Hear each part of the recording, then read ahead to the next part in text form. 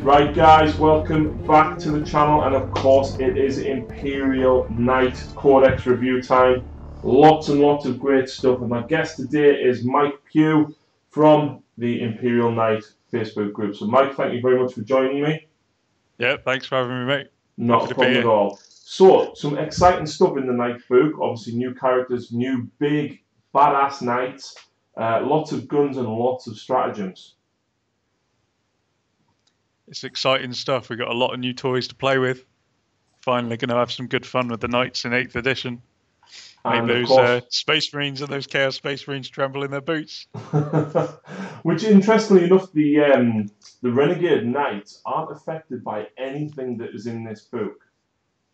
Yep, that's bad news for me with all my Renegades, but never mind. They can masquerade as Imperials for a little while.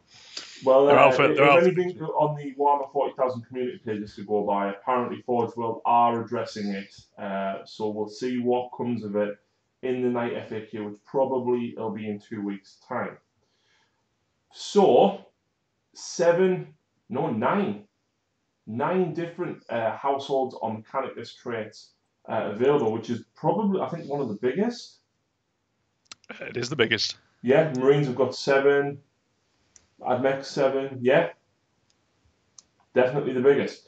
So, for anyone who hasn't seen already, obviously we've got the new Big Knights, which we're going to cover, but we're going to have a look at the house traits first. So there's actually 2 keywords which you can swap out in Imperial Knights. And the first one is Questor Mechanicus or Questor Imperialis. And obviously you have to align as such. In addition to the household, or Forge World, which is essentially a Space Marine chapter, for those who don't know. So, we've got 5 Imperialis Questor households, and it means that everybody in the detachment has to be from the Questor Imperialis. There's some good stuff here. I do like some of the stuff in here, Mike. There's a lot of really good stuff in here. It's going to make kind of customizing your little army that much more kind of involved. Like, do you want to go for the really heavy hitting assault based guys? There's some really good ones for survivability with giving you extra saves and more protection. Plenty of ones that affect your movement. No penalties for assault weapons and extra dice on charges. So It gives you a lot of flexibility. And all I'll say is thank God for magnetized knights. Yeah. If you didn't magnetize before, you should have done. Yeah, my 3 big guys are all magnetized. If you haven't seen the video already, I actually cut my Atropos up to make a preceptor because apparently he's not coming out till later in the year. And the armigers are magnetized as well. You can go and check out the tutorial for that that went up last week. So, being magnetized, I think, very much like the Harlequin Codex, you can build something very, very specific, but still quite fun with the Knight Codex. But you've kind of got to dedicate your whole army to it to see the benefits. So the first one that we've got is House Terran, which is roll 2d6 when you run and discard the lowest, or 3d6 when you charge, discarding the lowest dice. This is the one for taking control of the board nice and early in the game, getting your guys up towards the enemy nice and close. Take advantage of, obviously, all your knights can always fall back from combat and shoot again. So getting them in turn 1 is going to be a really big boost, and House Terran is the way to go if that's what you want to do. 3d6 on that charge. In addition to that as well, don't forget the armigers have assault weapons, or the armiger warglaives have assault weapons. So obviously, even giving them that little bit extra range to run, I mean, you're talking 14 inches plus, 2d6 picking the highest. Then you've got your thermal lance, which is probably now within melter range. Yeah, definitely. That's what you want to use. If you take a melter gun on top of that, that's probably in range now as well. That's what you want to do if you're going to use them for a surgical strike. Take out the enemy super heavy or something quite early. Yeah. The armiger rush. I like this one because there's a stratagem later as well that actually allows a knight to advance and charge for 2 command points. we've just been discussing this, right? And Knight Gallant is now weapon skill 2+ with 5 attacks. Okay, so he moves 12 inches forward. You roll 2 dice and pick the highest. Probably average about 5. So there's a 17-inch move. You then roll a 3d6, discarding the lowest. So you're probably going to get an 8 or 9-inch charge on top of that. You can get turn 1 charges very easily with this. And then, of course, if you've got a Gallant in combat, there's umpteen different ways that you can buff him. Yep. Go up against heavy infantry, some Terminators or something, and stomp the hell out of them. Yeah. Any vehicle, you're going to slap it with a Thunderstrike Gauntlet, and then you've got the little stratagem there where you can keep pounding it as long as you keep doing damage. So Death Grip just, one, that's really cool. That Death Grip, just absolutely rip the crap out of them, absolutely destroy them. The next one is House Griffith. I struggle to say that. +1 attack when you charge, Heroic Intervention, and every single knight can Heroic Intervention. I don't know how, I don't know how effective the Heroic Intervention would be with a knight. You got such a big base, unless it's, I don't know. It depends what you go up against. The problem is Heroic Intervention is only 3 inches. Harlequins have a strategy to do it 6. I think if these had a 6-inch piling, because ultimately the base is that big, your opponent, if he's smart, will just charge the other side of the base. Yeah, it's going to be how you maneuver that big base between your enemy units to get him in combat with who you want, because it would be quite easy for your opponent to control where you can heroically intervene. Yeah. But the +1 attack, obviously, if you go with a Knight Gallant, that makes 6 attacks on the Knight Gallant for House Griffith. That means, what's that, 18 stomps? 18 stomps. He's gonna get through a tar pit quite quickly. It's, there's not much your opponent can do about that. And of course, 18 stomps, and then there's the strategy to swing your Reaper Chainsword around to do even more damage as well. Gallants, I think, have a place, because let's face it, up until now they haven't. I think a Gallant is going to be in almost every list. Yeah, really, isn't it? It's the cheapest one, and there's so many good stratagems and house things that will really help it out. So a Gallant is gonna make your day every time you get it in combat. It's going to be a lot of fun to play with. Definitely. The next one's House Hawk Shroud, which means you count the wounds that you have as double when you reference the damage table, which means until you get down to 3 wounds, you are not suffering any penalties. Really nice one to have. Basically the same as the Ianden with strategy. Yeah, that's right. Yeah, it's great. I mean, it's going to help you out throughout the game, isn't it? Because you're not going to have that many models in an Imperial Knight army. They're going to be taking wounds, and anything that's going to keep the stats high throughout the sort of first few turns is only going to be a good thing. There's no downside whatsoever. Nope. Next one is House Cadmus. Reroll wounds of a 1 in the fight phase when hitting something with 12 or less wounds. It's very specific. Good. It's good. It's very specific. This is the one for your Gallant when he's going up against the Horde armies, and you've got your 18 strength 8 attacks. Well, I'm wounded on 1s, and I'm re-rolling those 1s. So I'm wounding on 2s. Sorry, I'm re-rolling the 1s. Do you know what? I might have to get Reese back on the channel with these 120 orc boys in charge of Gallant Adam. Yeah. Next one we've got is House Mortan, +1 to hit when you charge or were charged. Great. Nothing more you can say. You're going to be charging every turn because you can fall back and charge in the same turn. Unless you're charging something like a Valiant with a Conflagration cannon, you're going to be charging. Yeah. And then in the next turn, you'll fall back, have a round of shooting with whatever guns you've got, and then charge again. Yep. So, yeah, great. +1 to hit, ideal. Moving on to the Quest or Mechanicus, we've got Raven, which is you don't suffer the penalty to assault weapons, and heavy weapons become assault weapons. Now, I don't quite understand this one. I think this one might need FAQing.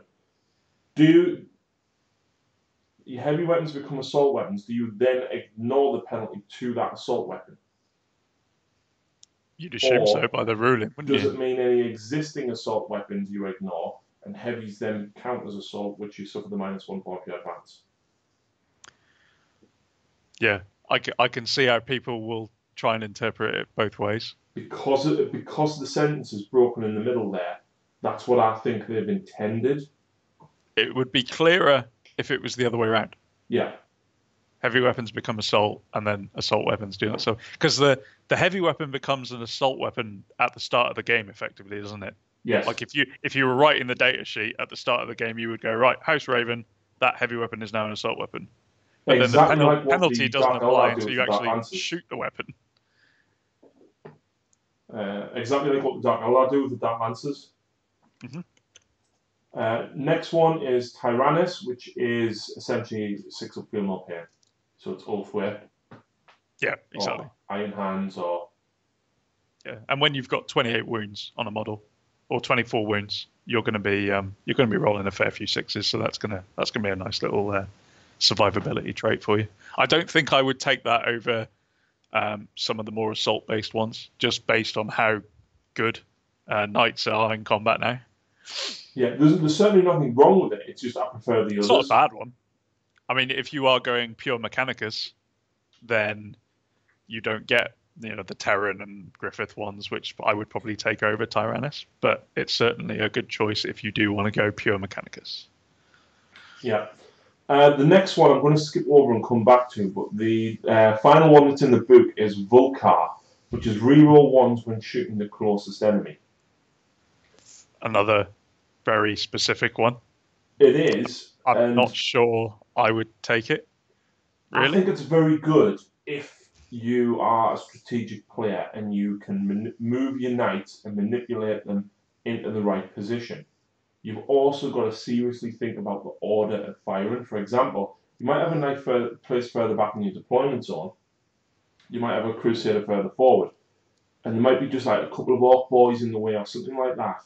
You could basically pop your stubbers from the errant that's at the back in your deployment zone, kill those couple of boys, which means that the unit behind them is now the closest to the crusader.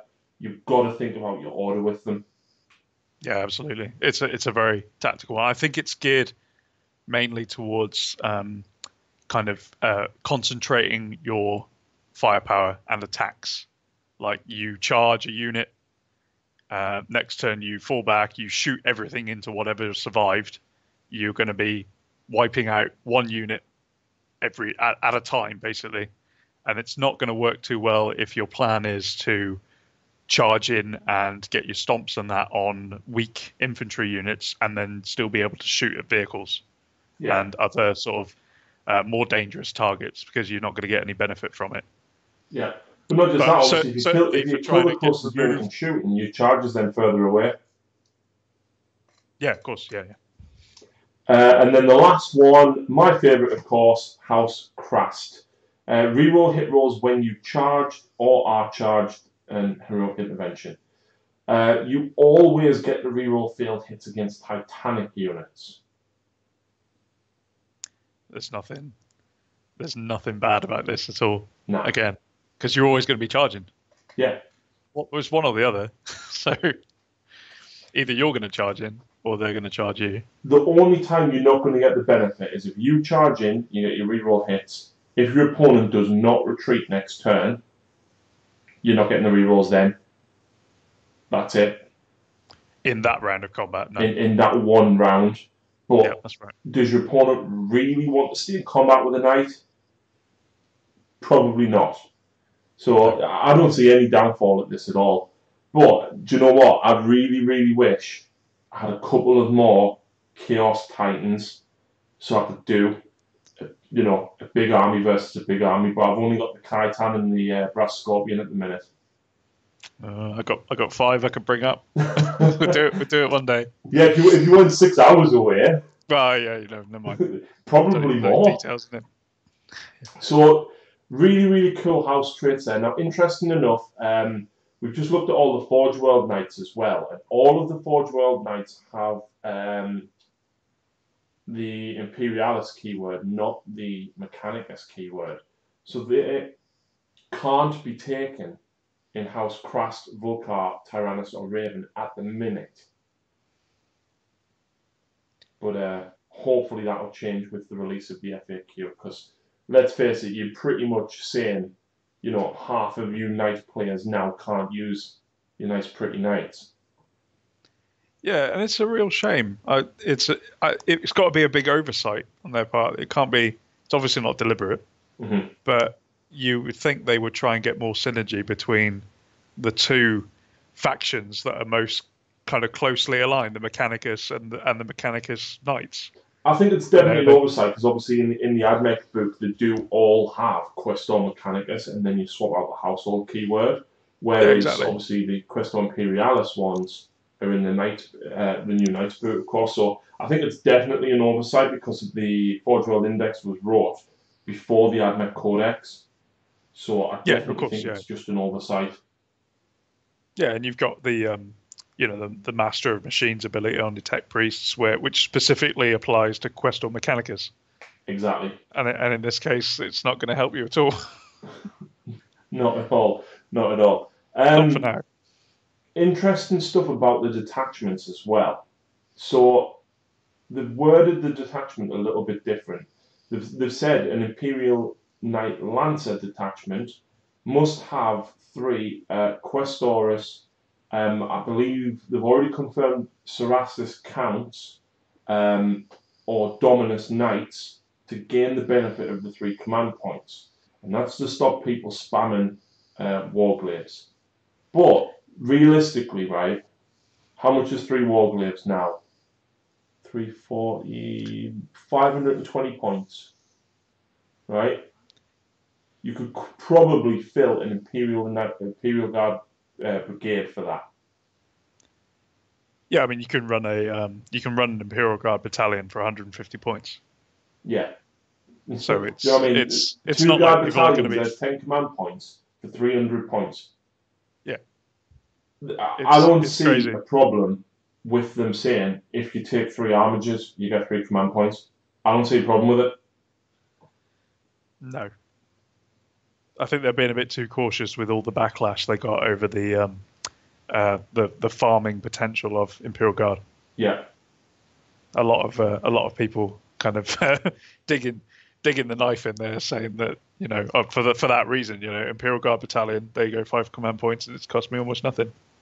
Well, on the flip side of that, the Knight Armiger Helverins is what people are going to be taking, I think. And I think if they did give the 3 command points for the Super Heavy, you would absolutely see 3 Helverins for days. Because the Helverin, much like the Armiger, just as quick, same stat line and everything that everyone knows from Forge Fame, apart from the point decrease. It's 170 points, and it's basically got 2 Predator autocannons. Yep. It's a real heavy infantry light vehicle killer with those twin autocannons. They're insane. So is it heavy 2d3 strength 7 -1 3 damage? Yeah. Which is really, really good. Do you know what makes them even better? Go on. A 1 command point stratagem that lets you reroll failed hits against a flyer. Oh, I haven't even seen that one, but that's... Yeah. Do you know what still makes them better? Go on. A Knight Preceptor or a Sehector within 6 inches allows reroll 1s on armigers. Yeah, that's mental. So they're hitting on a 3+ normally? Yeah. So they're hitting on 2s against your flyer, and they're re-rolling the 1s. Yeah.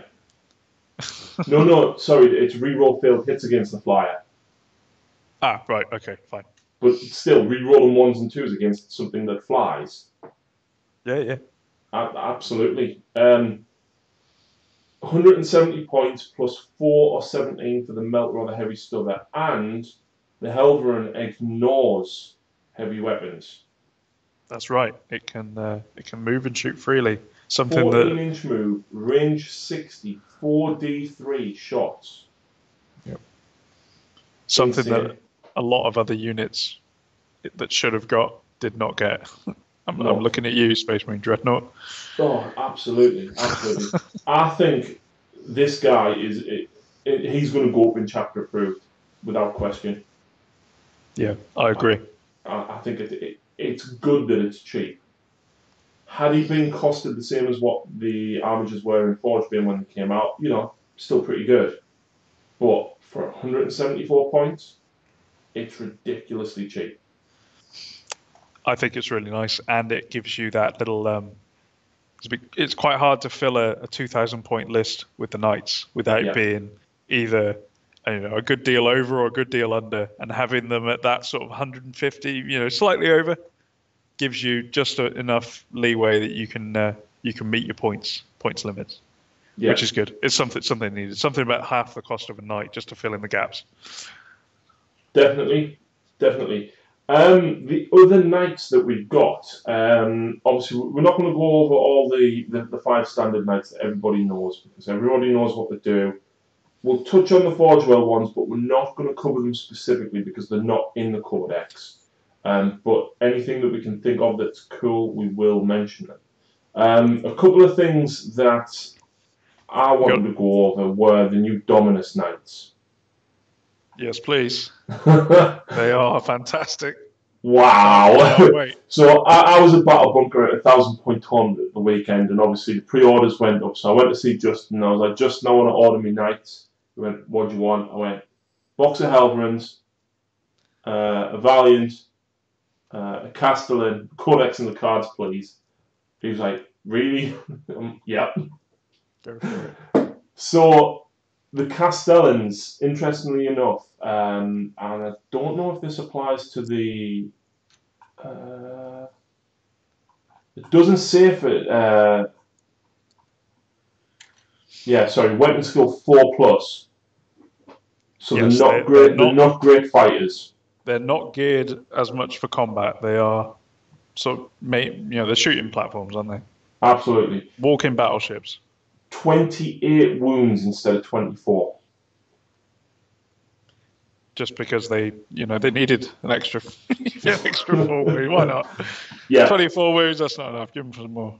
No, well, the Cerastus have 27 and can get one back a turn. Oh, okay then. So obviously, Cerastus are a bit bigger than normal guys. These are bigger. Again, obviously, they've got the dual plasma core, which you roll 2 dice now to see if these guys explode because of the dual plasma core. And on 1/6 they blow up. On 2 6s, it's a massive explosion. Well, and then there's a stratagem to make him blow up on a 4+, just in case you want to take somebody with you, and you really want them to go. Yeah. So obviously, if you roll a double 4+ on them dice, of course, don't forget you can command point reroll one of them. It's a 3d6 explosion. 3d6, d6 mortal wounds explosion. 3d6. I don't know if you've seen the Apocalypse game that we did with Chaos versus Knights. Phil decided to blow a knight up that was right in the middle of all of his Nurgle characters and his Zinj characters and stuff. It blew up. So we were basically playing kill points. Phil killed the knight, so it was just 1 point for a unit that was destroyed. Yeah. But he actually lost 2 of his own characters as a result of it. Oh, man. So we essentially lost a point by killing a knight. Well, while we're on the subject, you should mention the stratagems for getting your last stand in there as well.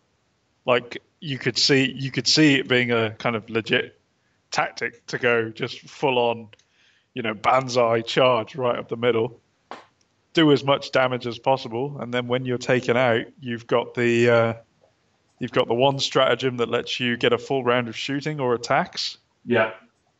And then you can also make him explode on a 4+. And then isn't the one to set him back up with D3 wounds as well? There could be. I may have missed it, but that sounds even worse. Said no, There's I'm gonna flick now. two command points for the to get a free round of shooting when you get destroyed. 2 command points to explode on a 4+, and then so you get the D6 mortal wounds. I can't see one for It's House Tyrannus. a special one, is it? Yeah, so when the House Tyrannus Knight doesn't explode, Yeah. so yeah, this is only if you don't explode.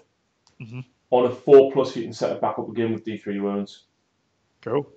So if you're not running Tyrannus, you can get your shooting and then blow up. And then shoot again.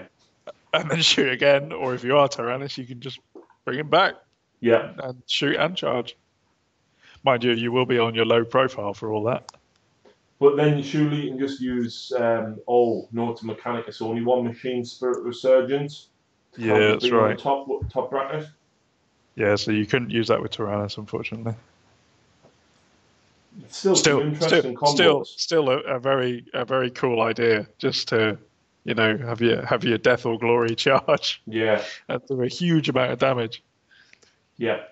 The Castellan and the Valiant, they can use rotate ion shields. However, for them, it's 3 command points, not 1. Yes, that is true. Which is brutal. But they also have a unique stratagem which affects their ion shield, the Ion Aegis. So they can extend their 5+ invulnerable save to any Imperium unit within 6 inches, but they cannot move. No, and it's wholly within, the whole unit has to be within. You can't just daisy chain and have one light marine within range.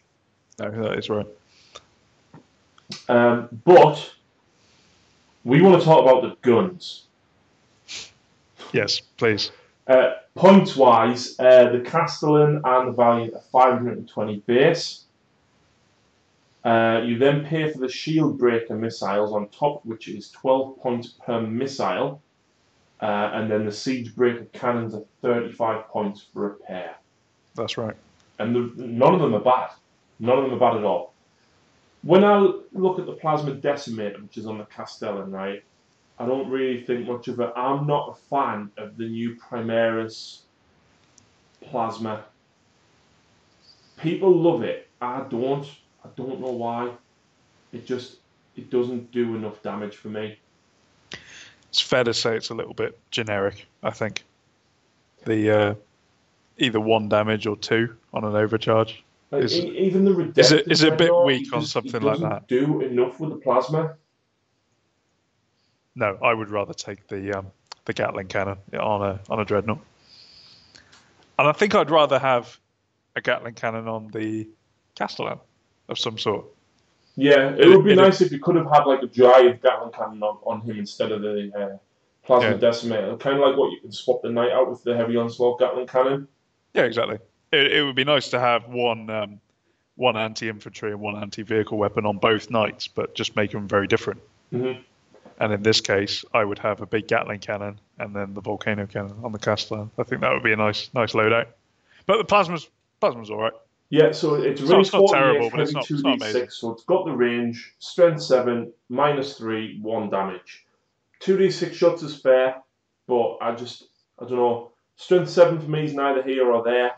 -3, 1 damage. Okay, you're gonna hurt Marines or very light vehicles. Supercharging it though, strength 8 -3, 2 damage is better. But if you roll a 1 to hit, you suffer a mortal wound. Yeah. Still not great. Just the standard plasma cannon that we see in a lot of units at the moment. Yeah. Except it gets 2d6 shots, which is the most from any plasma weapon, I think. Yeah, the one on the Redemptor's D6. Yeah. The next one though, the Volcano Lance, and this is the baby version of what's on the Baneblade, isn't it? Oh, the Storm Sword. Shadow Sword. I'm not a guard player. I don't know Baneblade variants. It's a Baneblade. Yeah. So with the compensator. Yeah. In fairness, even though this is the Lance version, it's still big and it's still powerful. Range 80, which means if you're playing on a 6 before, it's got you covered. Yeah. Heavy D6, Strength 14, -5, damage 3d3. Minimum 3, maximum 9 damage. Reroll failed wound rolls against Titanic units. It is nice. It is your tin opener. So anything that's toughness 7, you're wounding on 2s. Anything that's toughness 8, you're wounding on 3s. And I think other Titanic stuff, I mean, what have we got? The Wraith Knight's toughness 8. Magnus, Mortarion, both toughness 7. Storm Surge, toughness 7. Yeah. A Beyblade Lehman Russ says it's wounding on a 3, unfortunately. All variants. Yeah, yeah. But still, all Space Marine vehicles, apart from the Land Raider. Yeah. Still pretty damn good. And even with D6 shots, you know, what, 3 or 4 shots, you're going to get probably 2 wounds through. 3d3, you know, you could get lucky and actually pop, like Predators and everything, just one-shotting them with this weapon. Yeah, I mean, you've got a fairly good chance of that happening. Yeah. As long as your dice rolls aren't terrible, you're probably going to destroy that Predator or Rhino or Razorback or whatever. Yeah. Next up, we'll look at the Valiant, the Conflagration Cannon. It's not bad. It's a slightly bigger version of what the Knight Archeon has. And interestingly enough, because of the new points, I think the Knight Archeon clocks in at 500 on the nose. The Acheron is 495. 495 for a twin heavy bolter, a chainsword that's -1 to hit in combat, and 27 wounds. Whereas this guy is 28 wounds, a few more points. He has this gun, everything that's going on top, and he's got the harpoon. The harpoon, which we need to talk about this because it's quite, it's quite impressive. The Conflagration Cannon's heavy 3d6, so he gets an extra d6 shot. Strength 7, -2, 2 damage. Very good at clearing Terminators. What else is there? Tower Stealth teams. Guard heavy weapon teams. It's any heavy infantry. And yeah. And a good quiver as soon as that thing comes near him. And it's got an 18-inch range. Yeah. Interesting enough as well, we were talking about this one before. If you did run a Knight Acheron in the household that lets heavy weapons become assault weapons, because he's a Cerastus as well, you're moving 14, rolling 2d6 for his run move, and then still getting a range 18, automatically hitting heavy flamer. That's what you want. Even with Vanguard deployment, you're probably going to reach the back lines with it. Yeah. They took out Turn 1 Deep Strike, so we had to do something else. Thunder Coil Harpoon. Now, not only does this weapon look awesome, my word, wow. It is the highest like flat damage weapon in the game. Yeah. I don't even think any of the Forge World Titan stuff like... None of them are a guaranteed 10 wounds, which is what this thing does. What's the Phantom or the Warlord? None of them got anything that big.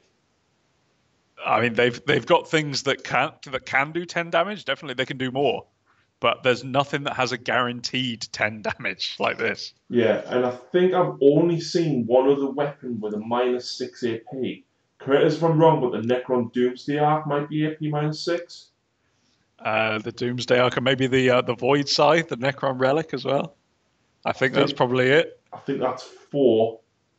I'm not 4? Never mind. Yeah. And either way, there's almost nothing that has this kind of profile. It's one shot, just the one. Range 12, strength 16. You are hurting other knights, Land Raiders, everything else in the game. Is there anything that's toughness 9? I don't know. Not that I know of. I'll consult the archives. Basically, you're wounding anything on a 2, but not just that. You can re-roll failed hit rolls when targeting vehicles or monsters. So not only are you hitting on a 3, re-roll them with... Let's face it, you're going to shoot this at a vehicle or monster, not an orc boy. I've just had a great idea there. I'm going to do it. um, in addition, if you do inflict any damage with it, the target suffers an additional D3 mortal wounds. So if you go after something that doesn't have an invulnerable save, like a Land Raider, a Predator, the chances are you have got, well, a Rhino and a Predator and stuff, you are one-shotting it because you're doing a minimum of 11 wounds. It's horrible. Just literally, bang, there you go, dead. Like, I don't know what else to say about it. It's just. do you know what? Like, I would love, and Phil will hate me for saying this, to shoot this at one of his Hive Tyrants from the feel he's invulnerable after he's already used his command reroll and kill his Hive Tyrant with this. Wow. I think he'd quit. Well, knowing him, he'd probably roll 6/6 ups for Leviathan, but it's horrible. You know, he has been accused several times of having weighted dice, which he doesn't, because he does it even when he uses my dice. So, I found a Warhound Titan has a toughness of 9. So if it's smaller than a Warhound, you're fine. You could be winning on 2s. Siege Breaker Cannons, range 48, heavy 2d3, strength 7, -1, d3 damage. So basically a little version of a Predator auto cannon. Yep. Nothing amazing, but nice to have. A decent weapon, a good weapon. Yeah, obviously very handy to go against Terminators or double wound models such as Primaris Marines, things like that. Probably even Wraithguard, because Wraithguard are toughness 6. You got 3 wounds though. Yeah. I've got to chip away at them a little bit more than a Primaris Marine, but still nice. Yeah. Then we've got the Shield Breaker missiles, which are heavy 1, strength 10, -4, d6 damage, ignore invulnerable save. Wow. And if that's not enough... Sounds great, but then you add the stratagem. Yeah. Oathbreaker Guidance System. Use this stratagem before choosing a target for your Shield Breaker. The Shield Breaker missile can target a unit that is not visible to its bearer, and it can target a character even if it's not the closest. Yeah, I mean, pretty much. Now, all these people, hiding Gulliman in the back lines for that big reroll. Oh God, you better watch out. The only issue with it is you couldn't count on it as a major tactic against Dark Eldar, because you know that they are going to be playing the Agents of Vex. The Combat Agents of Vex stratagem to counter you. That's the only instance where I wouldn't rely on it. But other than that, brilliant.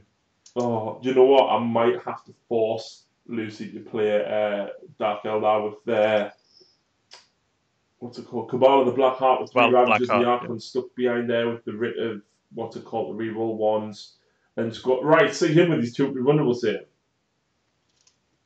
Yeah, of course, yeah, because once you fail it, you've lost it, haven't you? Exactly, and you can't re-roll it, and then obviously if you kill him with this, but then obviously you know that they're just going to go bang, Agents of Vex. Yeah. I mean, that's the point. If it ignores invulnerable saves... he's only got a 5-up save otherwise. Yeah, but he presumably, any subsequent attacks against him, he will still have his invulnerable save. Yeah. Because he hasn't failed it, has he? He's just taken wounds. So you got to count on it killing him in one volley.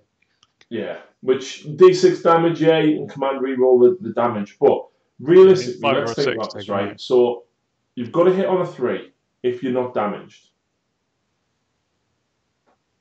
You've then got a wound probably on a 2, maybe a 3. You've then got your d6 damage.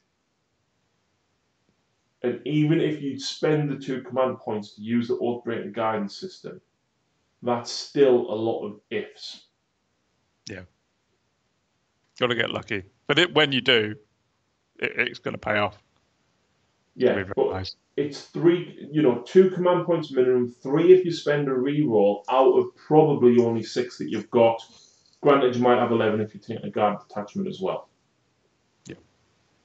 But a lot of people, or at least the internet's reaction that I've seen, think this is quite broken. It's good, don't get me wrong, I think it is very good. But, like I said, there's a lot of ifs to it. Yeah, I wouldn't agree that it was broken. I think it's pretty fair. And plus, you only get one shot per game per missile. Well, per turn per missile. But then, you know, if you've got a Castellan and a Valiant or two of them, but still, that's 1,200 points over your 1,750 or 2,000. And you can only use the stratagem on one of those missiles. So Yeah. the other two will not be shooting at characters hiding away at the back. All I will say, right, is take these guys, or would you rather take 6 Vindicators? Well, you can't, unfortunately, with the new match. Well, no, play, but, you know, rule of three. Three Vindicators. You're not using stratagems to do what the Vindicator's going to do. 30 rattlings. 30 do you know what I mean? Go People get are saying yeah, of course. Broke, you know, the fact that it ignores invulnerable saves and stuff. It's good. It's the Knight's way of sniping. Everybody else has access to some form of scout or sniper of some sort. A lot of armies do. And to at least allow Knights something to break the synergy of the army that you're playing against. It's good. It's not broke. It's expensive. You're using a third of your command points to do it.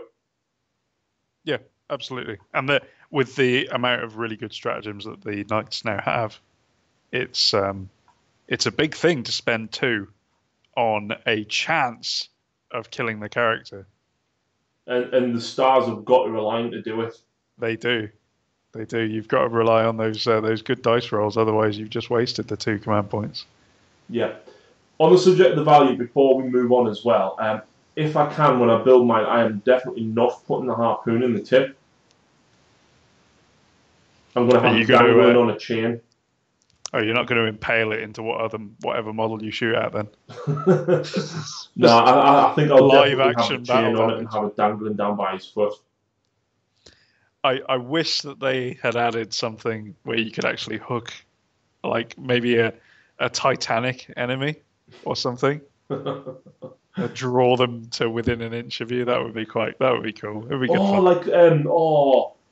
Like Scorpion from Mortal Kombat. No, when I started playing 7th edition again, Blood Angels had their 5th edition Codex, and the Death Company Dreadnought had the Magna Grapple, which was basically a crack missile. But if you didn't destroy the vehicle, you pulled it directly towards you, 2d6, until you hit the terrain or a unit. Yeah, that's right. I mean, that's what they should have added for this. They missed an opportunity, I think. Do you know what? I think if I ever do another narrative game with the Knights, definitely has to have that rule just because it's funny. Just get over here, grab him, and then have the gallant come charging in. Yeah. That'd be great. Except then you're pulling him into combat with something that's weapon skill 4 and doesn't have any dedicated melee weapons. Apart from the stomps, but never mind. So that is basically the Knights. Like I said, there's not really much point going over the other 5. Everyone knows what the weapons and stuff do. Point changes, the actual Knight chassis itself is 285 points. So it'll come down by 35. The only weapon that changed points was the Avenger Gatling cannon dropped from 95 to 75. Yep. And everything else remains the same.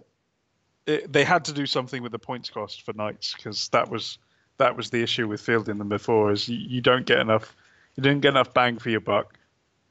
Played a couple of games with mine, and you can feel that you're overcosted, definitely. Mm-hmm. Your opponents have always got better toys than you. When I went to No Retreat last year, I played against Mark Cromwellhorn. Big tournament player. Anyone who's in competitive 40K will know who he is.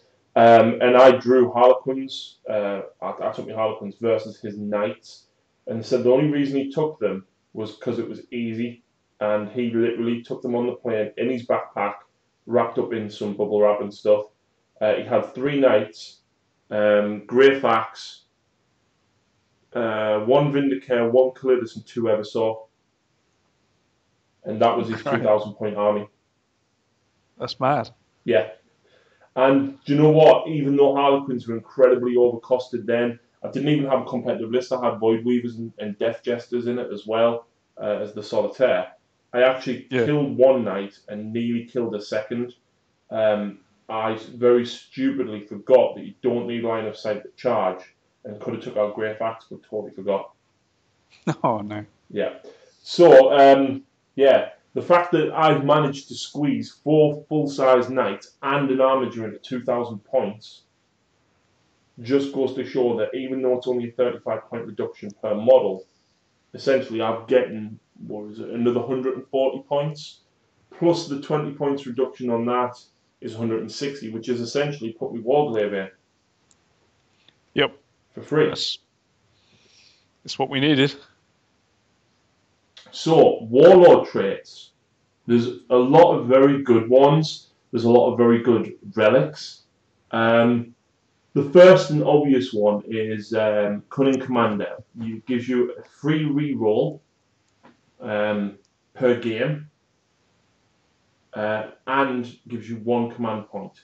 It's interesting that they said it only gives you 1 command point rather than allowing you to generate new ones, because every other codex, this kind of Warlord trait allows you to regenerate command points. It does. You're right. I was quite surprised to see it as well. You'd think it would be along the lines of the of all the others. Yeah, I mean, But obviously then, they all vary. Some of them say when you or your opponent use a stratagem. Some of them are per command point that you spend. Some of them are 5 or 6 plus, but just you or just your opponent. But one way or another, most armies have got access to that. Even Tyranids have it. Tyranids have a stratagem. If you kill a character with one of 3 or 4 different units, spend a command point and gain D3 command points. yeah, it's weird though when you think about it. The ones where you get back a command point on say a 6, the chances are out of 6 command points you're going to get 1 back. Yeah, which And matters. you're only really going to run with 6 command points in the night list usually. Yeah. I think a lot So of people will take it's Cunning Commander about fair. because you're essentially giving your Warlord a reroll, plus you generating an extra command point. So you're close to 8 essentially with this. Yeah, exactly. Iron Bulwark, which is a 4 plus ion, I think that's going to be seen a lot. It's a good one. Rotate ion shields for a 3 plus plus, but it'll still only affect shooting. Yep, Doesn't give you any unless protection in combat unless you take the relic or the Lancer. or the lancer with the shield. Yes, that's Yeah. right. Next one is +1 attack. Again, you know what we said about the Gallant. So obviously, if you're getting +1 attack on the charge for that house, +1 attack for your Warlord trait, that means the Gallant has 7 attacks. That's 21 stamps. 21 strength 8 minus 2 d3 damage. Hitting on 2s. Yeah. Wounding pretty much 2s. all normal infantry on 2s. Most Yeah. vehicles on a 3 or a 4. It's pretty nice.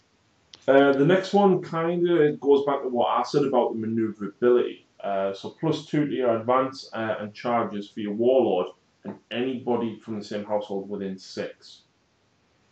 It's definitely a good one to pick if you're going for the massed charge. Yeah, I If you're think going running all out. several Gallants, this would be the way to go if you run like 2 or 3 Gallants. So obviously move your Warlord, advance him, +2 inches, roll 2 dice, pick the highest, and then spend the stratagem to allow him to charge, adding another 2 to the charge, and then obviously anybody that was within 6 is getting an additional +2 on the charge as well. It's very nice. It's if you're aiming for a turn 1 charge, that's the one you want. The next one, choose a non-relic weapon on your Warlord, and any wound rolls of a 6 suffer a mortal wound in addition. Now, the issue I've got with this one, right, is obviously you want weight of shots with it. So you're of course going to put this on an Avenger Gatling cannon. The issue I have with this is you're then going to take the relic Gatling cannon, because there's no reason not to. Endless Fury. As much as this does a mortal wound in addition, You generate extra attacks on a 6 with Endless Fury, and it's an extra 2 shots anyway. I mean, it's good. It's obviously aimed for people who want to take a Crusader or whatever, but don't want to take the Relic. They want to take a different one. Yeah. So it has its place. It's a situational one. I mean, if you've got 2 Avenger Gatling cannons, yeah, you could swap one for the Relic and make the other guy your Warlord and give him that, and then you've got twice the amount of firepower, which is really nice. Yeah. The next one's Feast and Reputation. Subtract 1 from the leadership for enemy units within 12, or 2 if they are within 6. It's good. The issue I find with leadership, and I found this out when I played the Deathwatch against Phil's Tyranids, is there's so much that still doesn't care about leadership. For example, is it Iandin only 1 runs? Yes. I'm sure that there's others as well. I think there's an Admech one where only 1 runs. And I mean, Jacob from the Warforge, he runs Night Lords, and everything about that army is cool, and it should work, and it's great. But then they just go, I don't care about your leadership. Yeah, there's a lot of ways to negate it. It's another situational one that would be good against Horde armies, where you want to try and maximize those casualties as much as possible. But then there are a lot of ways to counter it, so it's not as good as some of the others, I think, but it has its place. Yep. So how specific Warlord traits? Oh, interesting enough as well. Canis Rex has Feast and Reputation.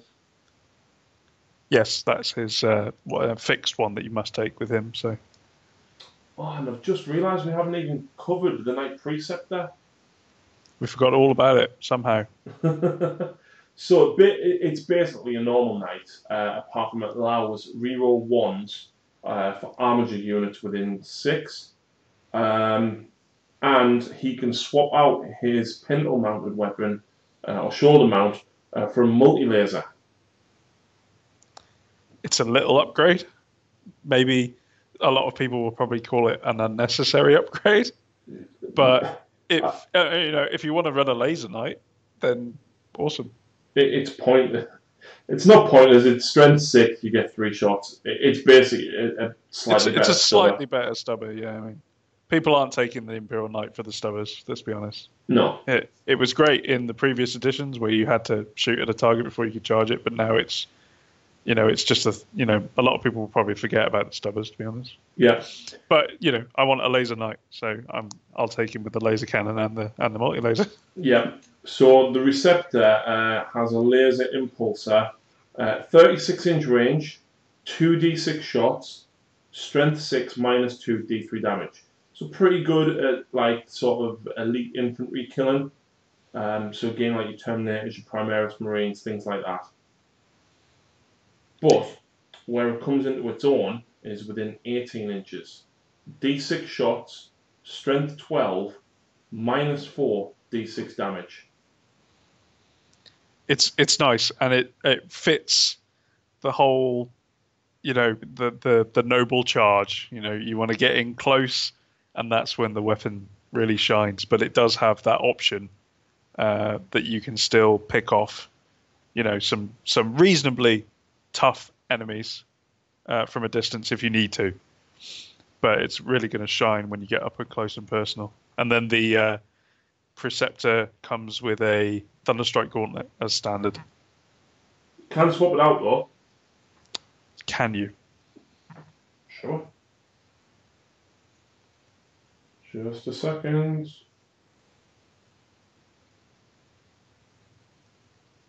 The model may replace. This model may replace a Reaper Chainsword with a Thunderstrike Gauntlet. Excellent. So you can still take one or the other. Brilliant. So, yep, you've got plenty of choices for how exactly you want to do your smashing when you get there. Yep. Whilst we're on with the Knight Preceptor, Hector Rex gets Canis Rex even. He's Weapon and Ballistic Skill 2+, so he's Chainsaw and his Gauntlet does, was it 8 damage? No, 2d6 damage, minimum of 6. That's right. That's like Onergen Neutron Laser times 2. And then, of course, the the lovely stratagem for Thunderstrike Gauntlet. Yeah, yeah. And if the knight doesn't blow up, Sir Hector gets out and runs around, and he doesn't count as being destroyed until you kill Sir Hector. And he's got a nice little pistol. I believe his strength 5 -2. Yeah, not bad. That reminds us of the disintegration cannon from the Imperial Space Marine in 7th. Yeah, it's like the maybe in 4th edition when Imperial Guard tank crews could jump out and run around after the tank got destroyed. That was good fun. Right, so anyway, House Warlord traits. House Terran, reroll charges. Again, that's pretty good because House Terran's rolling 3d6 and discarding the lowest. Yeah, and then rerolls it as well. Yeah, and then of course if you're advancing, House Terran is going to get you moving.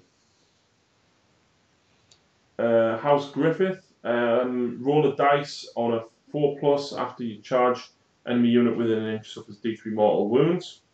It's okay, but it's a 50% chance to do 1, 2, or 3 wounds. You never. It's fluffy. You're never going to take it.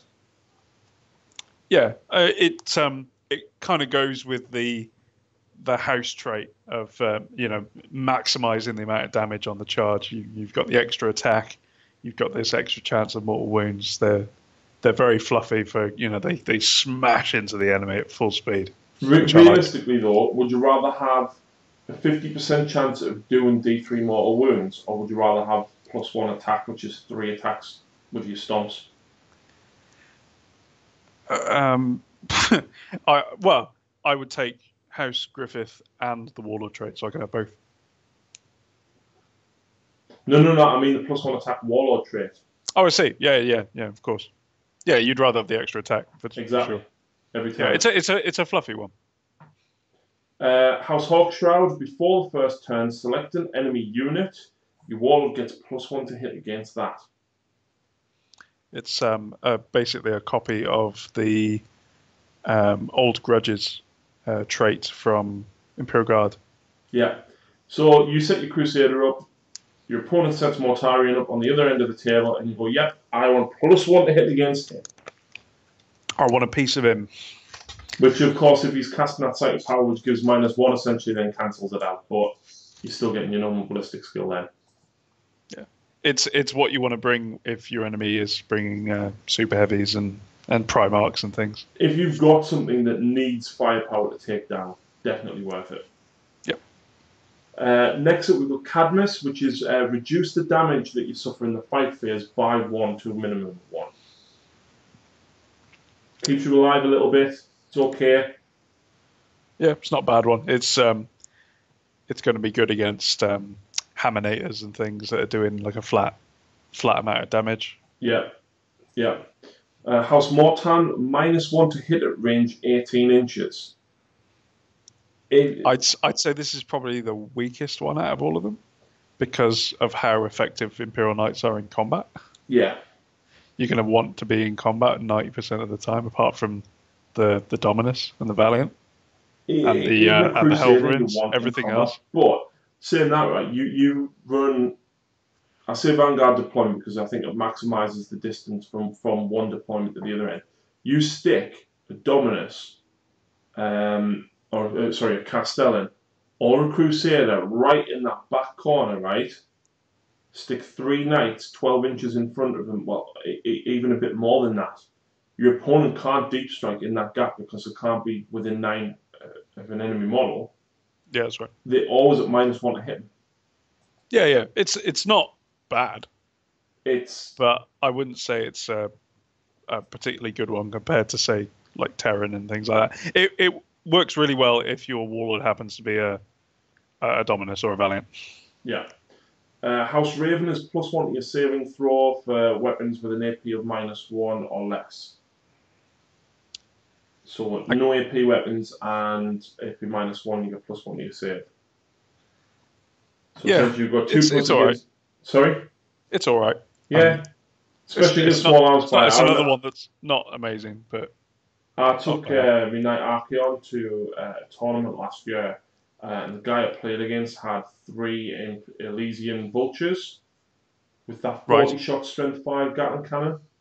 Yeah, the Punisher cannons. 3 turns he battered my knight, and just weight of dice alone wounded me on 5s, and then a 3-up save. It wore him down. Yeah, will do. That is 8th edition. The weight of fire is king. Absolutely, absolutely. Which is interesting, because at the minute people are saying orcs are naff. Orcs, you get them where they need to be, and they will hack down anything that they touch. Yep. Because 5 attacks each hitting on 2s. Yeah, I mean, it doesn't matter if you need 6s to hit if you're rolling 60 dice. Nope. Odds are you're going to get 10. Yep. That's a lot of 3+ saves to make. The next one is House Tyrannus. Wound rolls of a 6 in the shooting phase. Improve the AP of +1. So again, not bad if you're going on a Crusader, because then that Gatling cannon's -3 on a 6. I was going to say, I quite like the sound of it, because not only are you doing mortal wounds on the 6, you're also getting your AP -2. No, you wouldn't be able to double that up, because that was the Warlord trait that do mortal wounds as well. The relic. Oh, right, yes. Given the what is it, Endless Fury? Oh no, that's a 6 hit. Oh no, hit. 6 counts 2 damage. That's right. A 60 hit counts as 2 hits, whereas a wound roll with 6+ improves the AP by 1. Okay, never mind then. Still, it's not a bad combo. Obviously, fishing for 6 to hit, generating extra attacks. Fishing for 6s to wound, doing, more AP. Yeah, it's cool. Give it to a Crusader with a rapid fire battle cannon and the auto cannons on the top. Yep. Just get a huge amount of dice rolling. You're going to get a lot of 6s. Yep, definitely. And then, of course, you'll have 2 stubbers. Yeah, stubbers. House Crast, reroll hit rolls of a 1. Give it to a Gallant. Yep. Why not? Well, you reroll it anyway because of House Crast, but reroll hit rolls, shooting phase of a 1 as well, because it's all hit rolls. Of course, yeah. Then House Vulcar, wound rolls of a 1, 2, and 3 against your Warlord always fail. So it's going to protect you against las cannons. Basically, anything that's strength 9 or above, it's tough. It's only wounding you on a 4. Yeah, I think. So that strength 15. Las cannons is going to be the one that really stands out, because that is, if you said to an Imperial Guard or a Space Marine player that you were going to bring an Imperial Knight army, you would expect a lot of las cannons, wouldn't you? Yeah. So obviously, that's nice.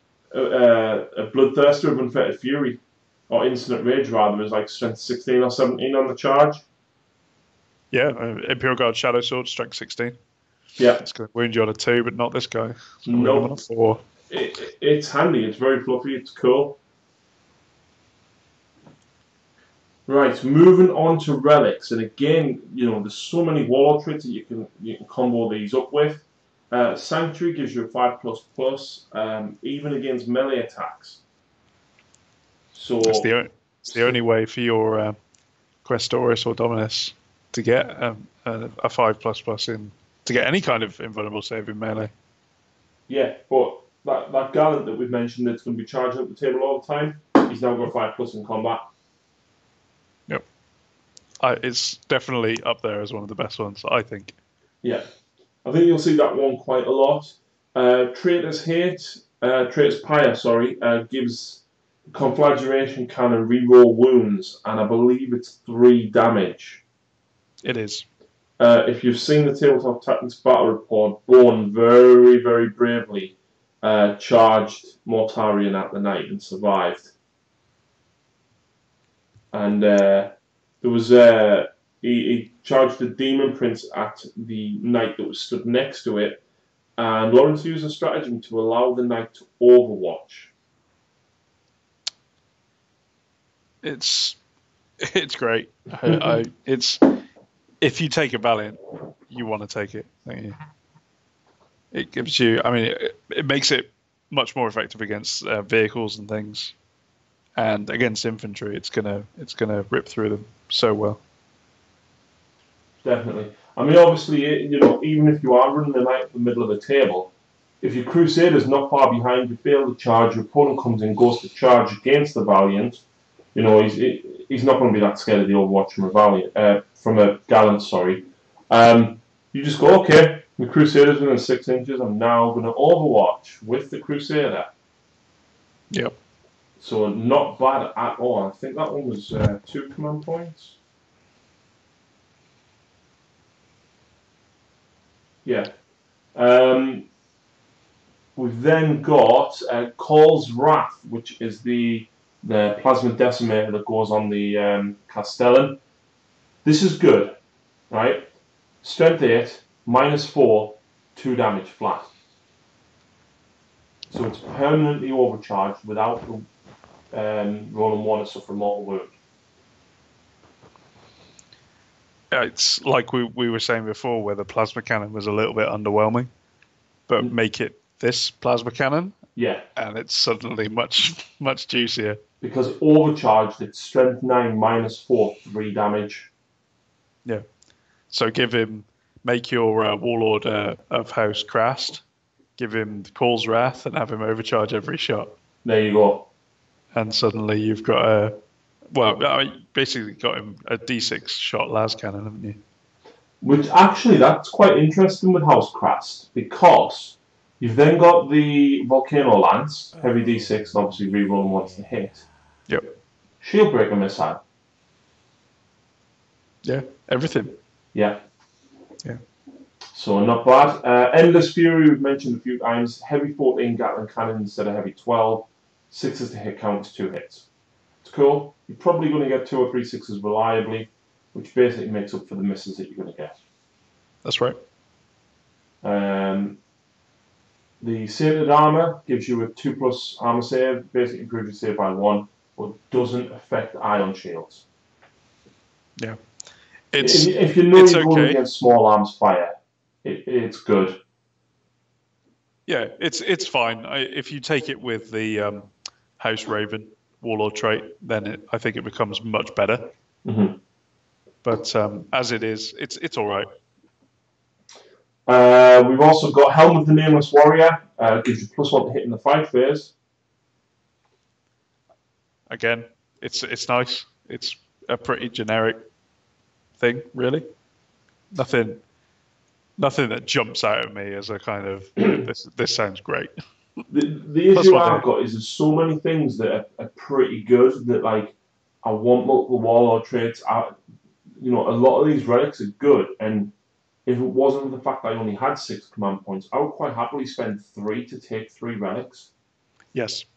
Because I think a lot of people are going to have that dilemma. Yeah, and I think Games Workshop will box themselves in with this, and they're going to encourage guard spam with this, because you're going to see 3 knights, probably with 3 relics, or they might go guard and take, what was it, the Relic of Lost Cadia or something? One of the relics that gets your command points back.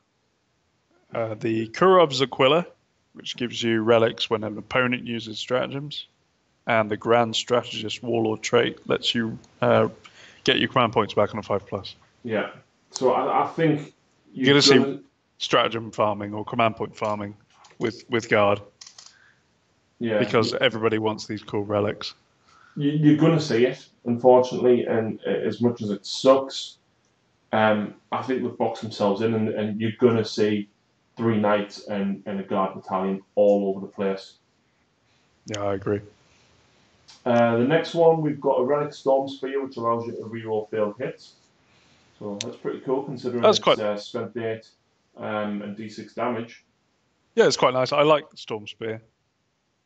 We've got the Sky Shield, which is a heavy 6 Icarus Auto Cannon. So another heavy 4, an extra 2 shots. Yeah, I mean, it's nice. Paragon Gauntlet, which is a damage 8 gauntlet. That is a really nice one, I'd say, if you're going up against another Imperial Knight player. Yeah. That's where that one would really shine. I think damage 8 on something that already does 2d6, minimum of 6, is probably a bit overkill. But consider, could you Death Grip another knight? I don't see why not. You only have to wound it, don't you? And then spend the stratagem and hit it again. Death grip. Additional attack. It gives you an additional attack that does D3 mortal wounds if you hit, and then you roll off adding your strength. That's if right. your opponent equals or beats you, it basically stops it, but each time you roll better than them, you do a further D3 mortal wounds. You continue rolling in that fashion until you either kill the model or your opponent beats you. Yeah, so it'll be a straight roll-off between you and your opponent if you're doing it night on night, but as long as you're lucky, you could do quite a bit of damage with that. Yeah, it's kind of the knight's own version of Mirror of Minds from the Harlequins Psychic Power discipline. It is, yeah. It's like the old Mind War. Well, Mirror of Minds was a little bit better because obviously in 7th it used to affect based on your leadership, and I would always leadership bomb a Wraith Knight to -5. Oh yeah. And then cast Mirror of Minds, and it's like, you can never beat me. Please just remove your Wraith Knight because I ain't rolling for 3 years. I got Mirror of Minds off in the Death Watch versus Harlequins battle report with Bryn actually, and Bryn is known for rolling incredibly low. And I had a little counter on the battle report as well with the mortal wounds going up and up and up and up. And I think I got to 11 and I was still going. He was like, Harry, it's dead. Yeah, just keep going. Yeah, that's quality. In fairness, that's the luckiest I've ever gotten it off. There's a couple of spells in Sigmar that like that as well. Ogre Butchers do that, but you've got to roll a 4+, do another D3 mortal wounds, 4+, do another D3. Foot of Gork as well as D6, but it's casting value 10. So they're very, very good, but obviously, you've got it very situational and you've got to get lucky with them. That's right. But very, very fun, and I have every intention of trying to death grip a couple of Castellan robots tomorrow. I think it's really fluffy and effective, which is a great combination. So I'm really looking forward to using it. When I saw this stratagem as well, right, and obviously, so Hector is known as the Chainbreaker, or Cantrix is. I had a little bit of chain on my desk actually, and I've actually wrapped the chain around one of the gauntlets, one of the Thunderstrike gauntlets. But I snapped the fingers off because I had it like open. I've actually done it more as a fist and then wrapped the chain around the fist, so it's like a knuckle duster type thing. Yeah, that's great. When I look at the stratagem, the death grip one, and the special rule for the gauntlet, I always think of the Hulk from Avengers. Yes. Just grabbing him and just slamming him into the ground. Just Knight doing that and then chucking him away. Yeah. We've got the Banner of Macarius Triumphant. Questa class only, gives you +1 leadership for Imperium units with it in 6. Also gives you objective secured, but you count as 10 models. Well, if you place your knight correctly, no enemy should be able to get within 3 of the objective. Because your base is massive. if you stand on it. Yeah. Yeah. As long as you can. Yeah. Yeah, it's great. It's the only way to get OBSEC, and in a lot of Maelstrom missions and that, you need it really. Yeah, especially because obviously, at most you're probably going to see 3, 4, 5, 6 models top. Well, maybe it's more if you run more armatures, but you're not going to reliably see more than 5 models. No, that's right. And it's all well and good being able to kill everything on the board, but if you don't keep up on the points, that's what will lose you the game. Yeah. And at least this allows you to deny people. Oh, yeah. The next one is Mark of the Omnissiah, which is Mechanicus Knights only. Roll a dice at the start of your turn. You always get a wound back, but on a 6+ you get D3. It's okay. It's not bad. Of course, if you are allying in mech, you're obviously going to be healing your knights anyway with Call or a Dominus. It's handy, but I prefer the others. It means that if you've got a Tech Priest Dominus following your knight around babysitting him, you're going to get 2 wounds minimum. per Yeah. turn. Potentially 4 at a max, which is nice.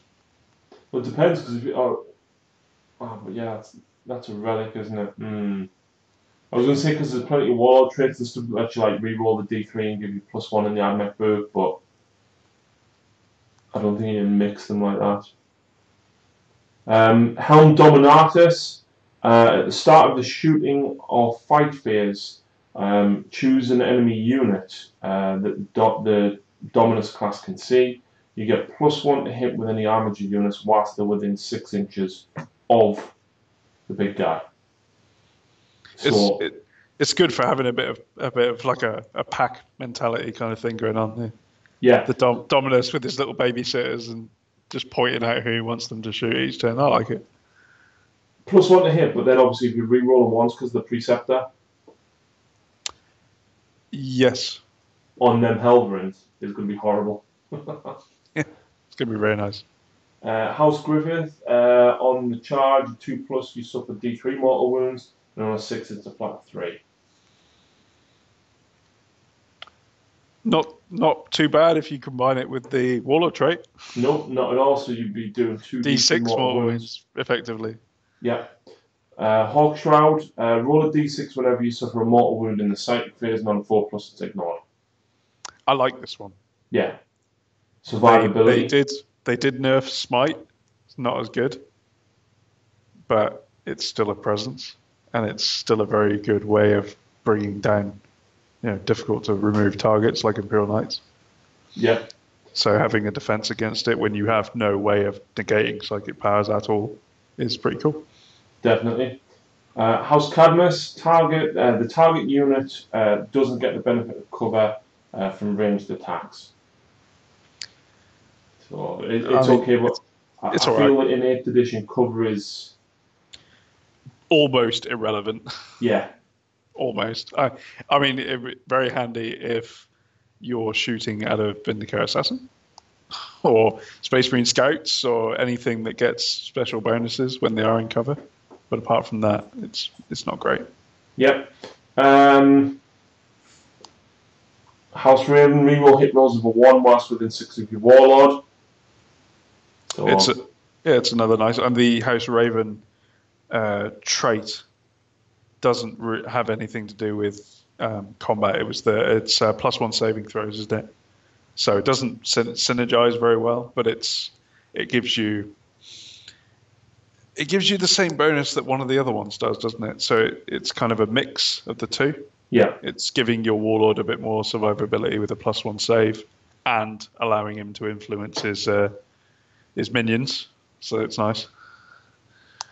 The next one is for House Crast. Damage is increased by 1 against models with 10 wounds or more, or 2 if they are Titanic. This is the one you want to stick on your Dominus or your Valiant. Well, if you're going against other big stuff, definitely. Especially if you've got 10 more wounds, +1 damage is very handy. Imagine the Harpoon doing 11 wounds plus D3. I'm thinking more along the lines of the Dominus with the Castellan with the Endless Fury, not Endless Fury, the Call's Wrath relic fighting other Imperial Knights. Oh. 2d6 on the plasma, each one's doing 5 damage. That's horrendous. That's really bad. Yep. That's really bad. Wow. And then the Volcano Cannon's doing a minimum of 5 damage as well per shot. Yeah. So that's very nice. And then your Shield Breakers, of course, are doing D6 +1. D6 +2 against other knights. Yeah, let's face it, even if it spends 10 -4, you've still got a good chance of doing damage. Yeah. It's good. And if you're playing against other knight players or, Imperial Guards and they're bringing a lot of Bane Blades, yeah, brilliant. Really good. It's very, very fluffy as well, because I don't tend to read up much on fluff, but I do like the fluff for House Crast. Basically, they were one of the last ones left, closest to Mars, which is why they're red and, of course, mechanic maligned. But most of their house fell basically to renegade knights. So they basically specialize in hunting other knights. Yeah.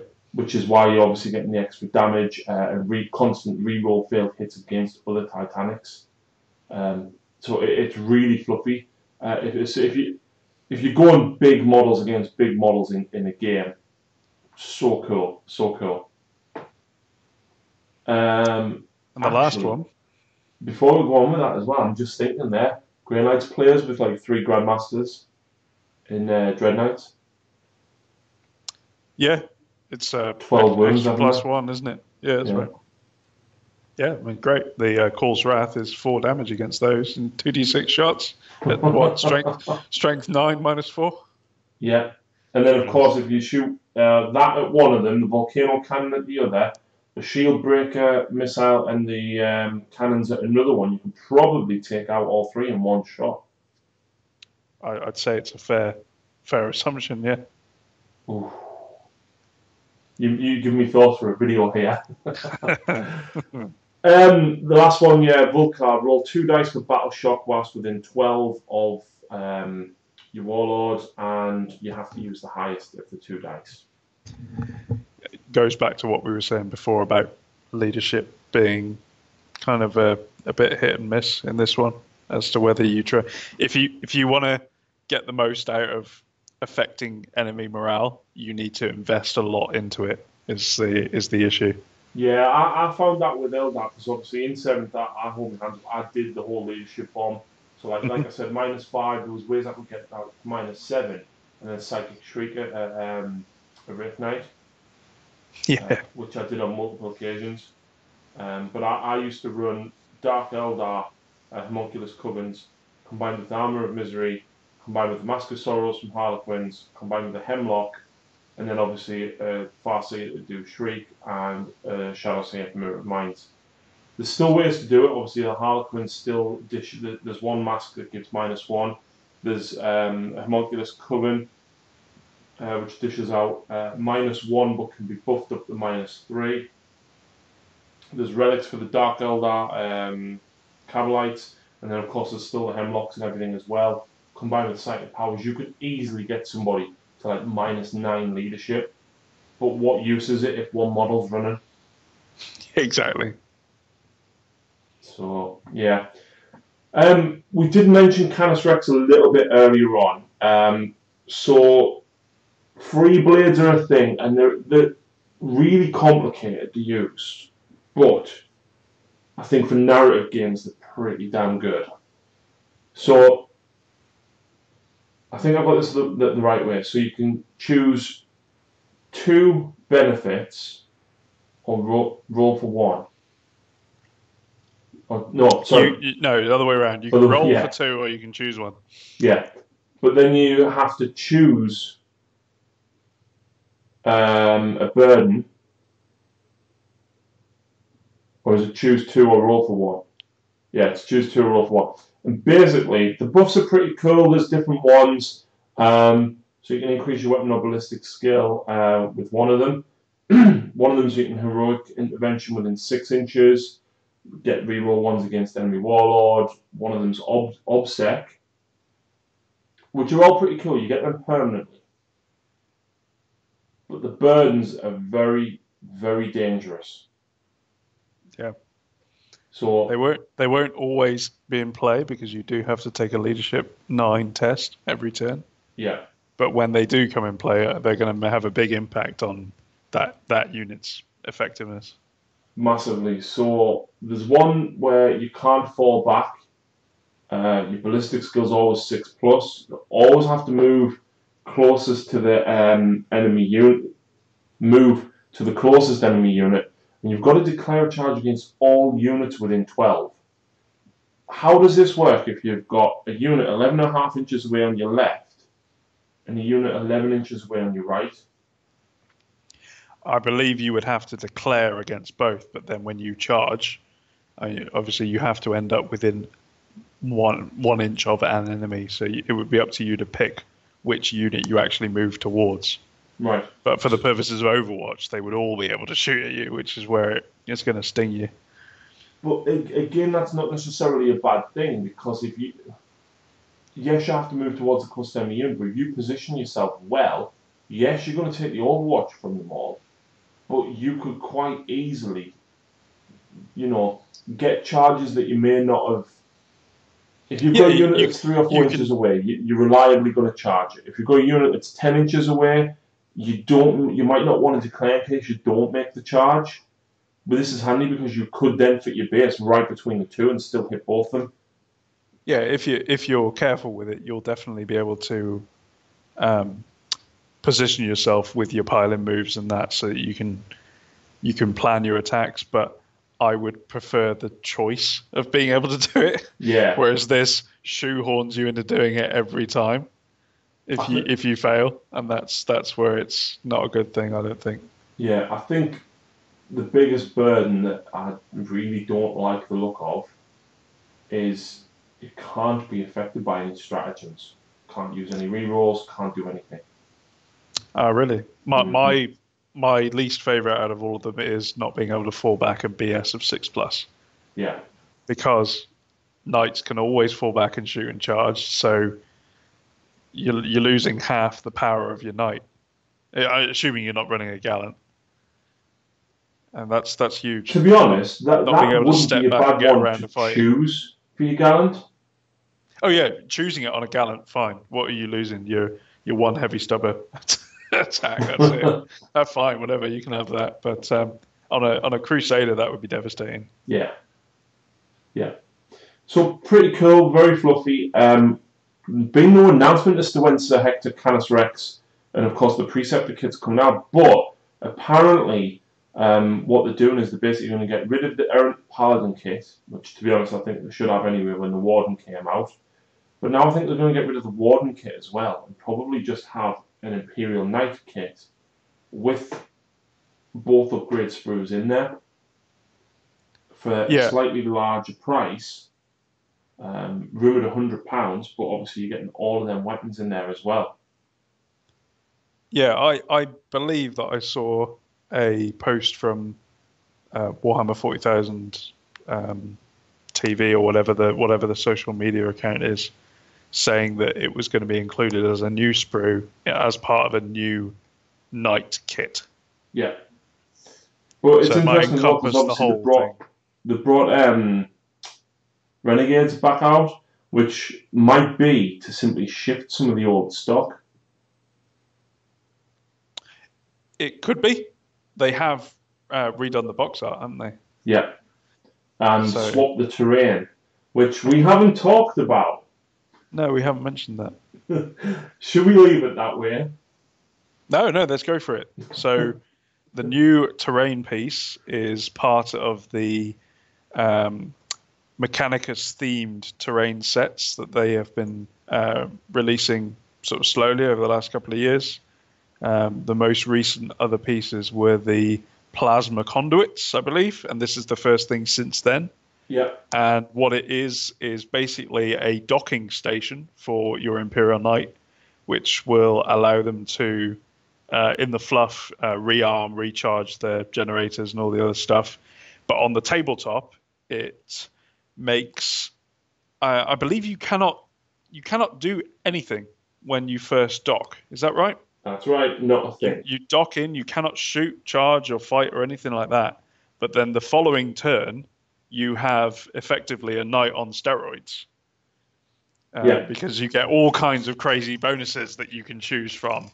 So you've got the stuff like extra movement, you can heal wounds. If it's manned by a Tech Marine or Dominus, you can actually heal a couple of more wounds.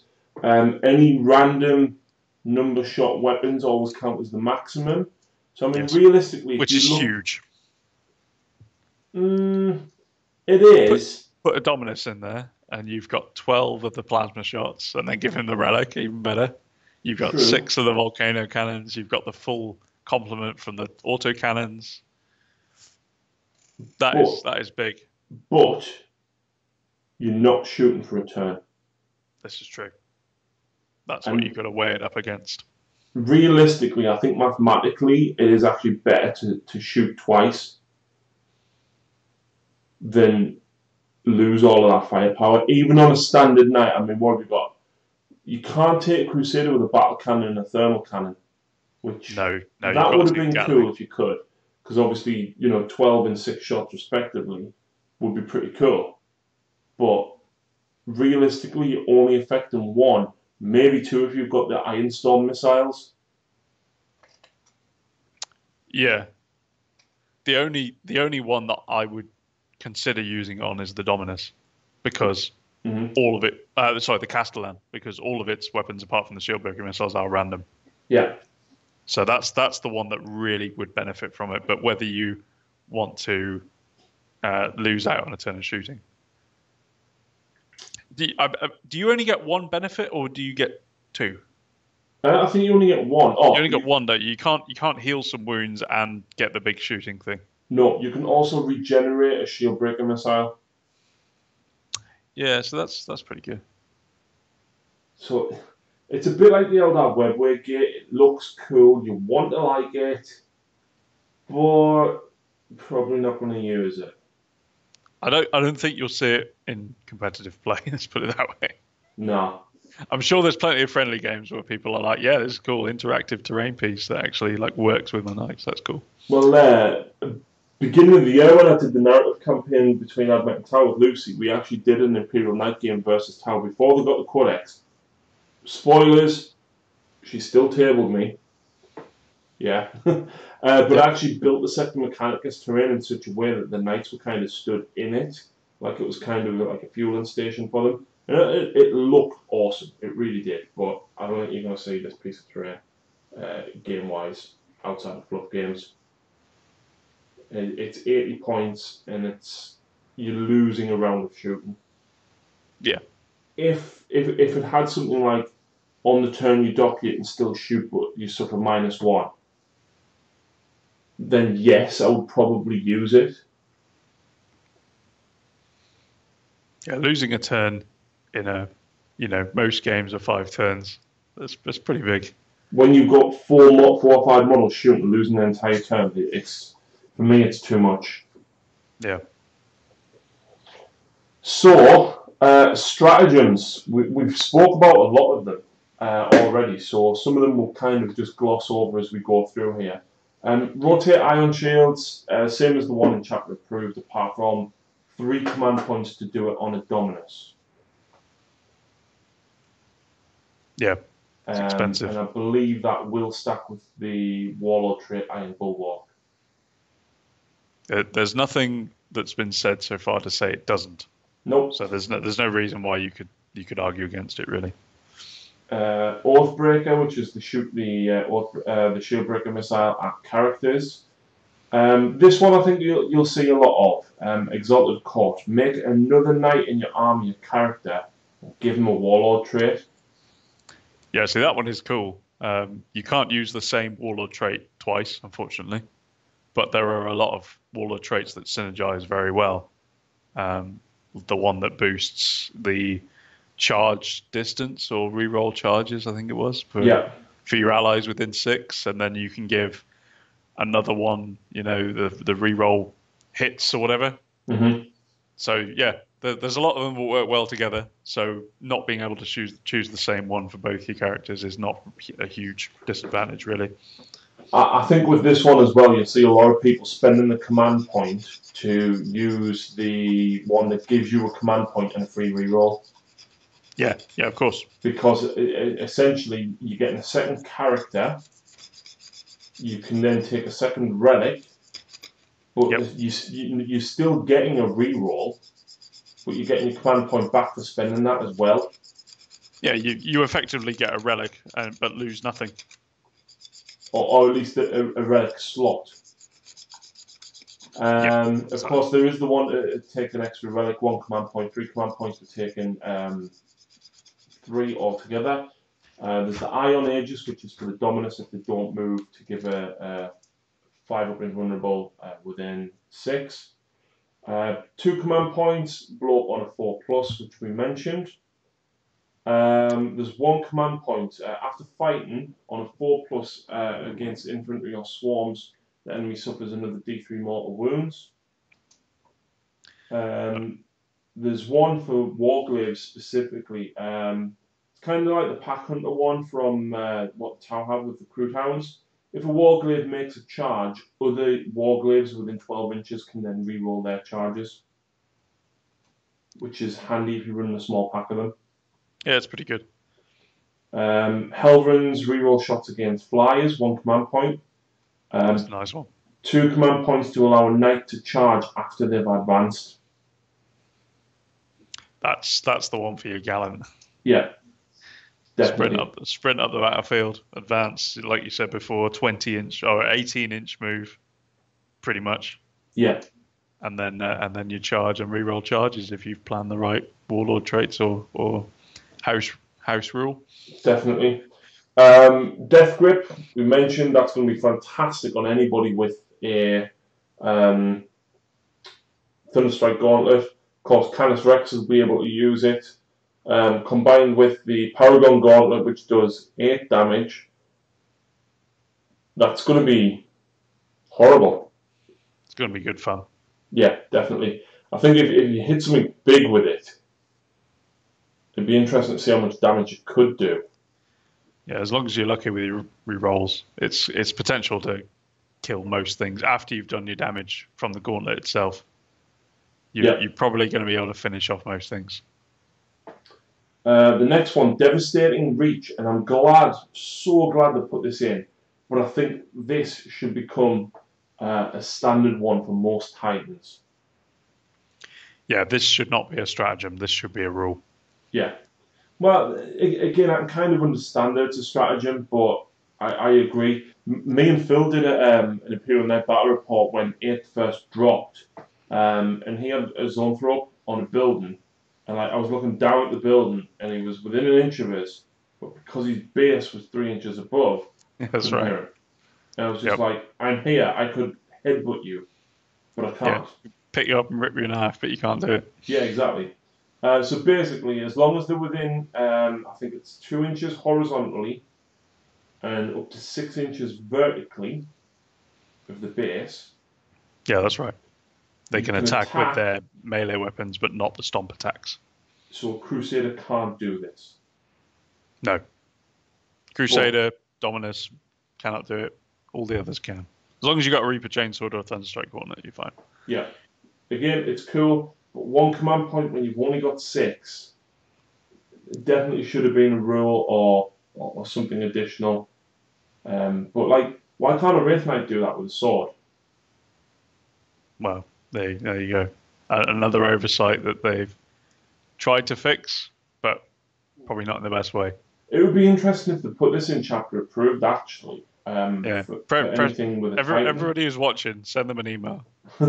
Say, don't make it a stratagem, make it a rule. Anything Titanic can do this just all the time. Mm-hmm. Or if you're not going to make it a rule, then make it a stratagem that's accessible to everybody, like the reroll a dice or auto pass morale.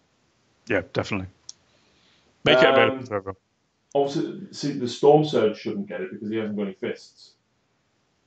No, but then rule as written, it would not apply to the Storm Surge because he hasn't got any close combat weapons. True. Yeah. Reaper Chainsword Swing. I like this one because it kind of reminds me of the Castigator's sweep and blow attack with his sword. Yeah, it is a cool one. Roll a dice for every model within 3 inches. And on a 6-up, they suffer a mortal wound. So, McGallant has just charged all the way across the board, hit that Orc Stomper, and then wrapped into the 30 boys next to him as well. Use the Death Grip on the Stomper, and then swing my chainsaw through all the boys. Yeah, I mean, why not? It's great. It's really good. Or, you just become just a whirlwind of destruction. I love it. But not even that. I mean, obviously, what happens if you do the 21 attacks that we discussed with the +1 attack Warlord trait and the +1 attack House rule? Yeah. On a Gallant, that's 7. That's 21 Stampy attacks plus whatever's left. Every model within 3, you roll a 6. Because let's face it, right? If you charge, the Orc player is going to pull the Orcs from the back. He's not going to pull from the front. No, because he wants to pile in and get as many attacks as possible. and then you swing. Yeah. I'm going to give Reese nightmares with this. The thing to see is, I mean, when do you play the stratagem? It's the end of it? the. I think it's after he's attacked. Yeah, So you probably use it before the pile-in. Yeah. So the way for non-knight players to avoid it is make sure you take casualties from the front. Yeah. But then you lose out on pile-in. So either way, it's a good one. It's nice. Yeah. One command point for Questoris Mechanicus Knights. Interesting that the Imperialis can't use this. But Machine Spirit Resurgence basically count as being on the top bracket for the damage chart. It's great for one command point, especially if you've taken a lot of wounds. Yeah. I mean, let's face it, that Castellan, your opponent's been shooting at for 3 turns. It's down to like, less than 6 wounds. Bang, back up to full, unload. Yep. Got to try and make back those 600 odd points somehow, and this is the way to do it. The next one is Sally 4, 3 command points to outflank a Questor or Armiger. So you can bring them in from reserves within 6 inches of any board edge. And 9 inches away from the opponent. 9 inches away from the opponent, and obviously with the new rules for deep strikers, you can only do it within your deployment zone on turn 1. It's a good one. I like it. It kind of nods back to 7th, where your Warlord trick could be your Warlord and D3 additional Knights can outflank. I once did that to Phil and put 3 Imperial Knights behind his Tyranid gun line, and he didn't like it. No, it upset him a little bit, I think, probably. But 3 command points, and you've got a knight off the board for potentially 2 of your opponent's shooting phases. Is the rest of your army going to take that? Yeah, that's what will let you down. Yeah, definitely, because losing a quarter of your army. You'll end up getting tabled before you can bring Matey on from reserves when he's finished mucking about. Definitely. And then we've got a couple of the specific house stratagems. So House Mortan, when you shoot, you can ignore all modifiers. Hello, Elatok Hemlocks. I was going to say, I was having this out with somebody about they were dead set on the Vampire Hunter being the ultimate kind of counter for Imperial Knights with its pulsars and Elatok being -2 to hit. And all I could say was, a Knight Dominus or a Castellan, with this stratagem. Suddenly that Hemlock that Vampire Hunter is looking a bit fragile, flying through the air. Well, I mean, not just that. Obviously, if the Archeon drops in points, and then you've got the Conflagration Cannon. Yeah, burn it out of the sky. Mind you, for a Hemlock, certainly. For a Hemlock. Yeah. Not for the big flyers, because they always count as being 12 inches away on top of whatever you measure to the base. Right. So the Conflagration Cannon most likely won't be hitting them 90% of the time. But yeah, Hemlocks and Crimson Hunters and anything like that that's zips around and it's hard to hit and is really annoying, they're gonna be very worried when you break out that stratagem. House Terran, fight again, 3 command points. Was Terran the one that gives you +1 attack on the charge? No, Terran's the one that allows you to re-roll. Roll 3d6, pick the highest, actually, for Terran. That would have been really fun to have that Gallant. I was going to say attacks. Yeah. After you finished annihilating them with those stomp attacks, you can say, hang on, 3 command points, I think I'll go again. It's interesting that most codexes have a rule for this, right? And, for example, the Space Marine one's got it, I know the Tyranid one has it, the Eldar one's got it. This in the Demon one Chaos is the only one. but they have called Berserkers. Yeah, true. The Khorne Demon Codex, only Khorne have access to that stratagem. I think the Necron one's only one of the dynasties has access to it as well. I think it's the Nova dynasty. Right. It's their special one, isn't it? Yeah. So as cool as it is, I thought that would have been like just a generic one, but it's House Terran only. House Raven reroll all ones for that model. That includes the number of shots, your hit rolls, your wound rolls, and your damage rolls. Yeah, that's a great one. It would shine. Once again, it's another one that would really shine on the Castellan. Yeah. So many random values, and then you got your hit rolls as well. It's brilliant. And the Crusader. Yeah, to a lesser extent, the Crusader, just because its weapons don't hit as hard. Yeah, definitely. That's 2 command points. 2 command points for House Tyrannus. When dead, but you didn't explode, on a 4+ at the end of the phase, you can set him back up with D3 wounds. Exactly the same as the Necron Emergency Reanimation Protocol one, but on a night. Yeah. It is a cool one. Just obviously you got to bear in mind when that knight comes back, he's going to be hitting everything on 5s. Yeah, and because it is an Imperialis, you can't use Machine Spirit Resurgence on it. No, that is not ideal. No. It seems like they would complement each other perfectly, but unfortunately you can't do it. House Vulca, before shooting, you nominate to use this stratagem, and any unmodified 6s do 2 hits. How would that work with the Relic Gatling Cannon? If it was me, I would say that they negate each other because they're both the same rule. Oh yeah, the FAQ, the feel no pain thing for Iron Hands and stuff now, didn't they? Yeah, exactly. If one rule is the same as the other, it's not doubled. It just they cancel each other out. Yeah, well, it wasn't just Iron Hands. They said if you have more than one rule, use multiple ignore wounds, you take the best one. Yeah, exactly. Yeah, you can't combine the like Death Guard, disgustingly resilient with the 6-up feel no pain warlord trait, for example. Yeah, you have to do the 5+1. Phil used to do this a lot because he plays Leviathan. Cast Catalyst on his warlord, and then because you're within range of your own synapse, you then get the 6-up as well. So he would obviously have a 5-up, 6-up after he's fought invulnerable. Yeah. But now he doesn't. He's just got the 5-up if he casts it. So there was a lot of ways to do it. You could do it with the Eldar Avatar, make him your warlord and give him, your demon save, and then all these crazy feel no pains. But no, you can't do that anymore. And I would say it doesn't apply to this one either, unfortunately. House Griffith gives you +1 to wound when attacking a unit with 10 or more models. It's okay, but if the unit's got 10 or more models, they're most likely not toughness 5 or higher. So you're already wounding them on 2s. It's all right.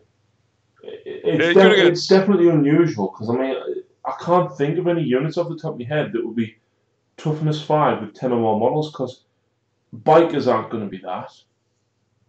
No, custodians are always going to be less than 10. Wraithguard, you're never going to run 10 in a unit. They're too expensive.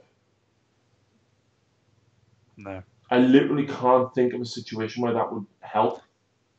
The only thing I can think of is possessed, chaos possessed, and they happen to have rolled the one that gives them +1 toughness. Yeah. That's probably it. Yeah. What are plague bearers? Plague bearers toughness 5, aren't they?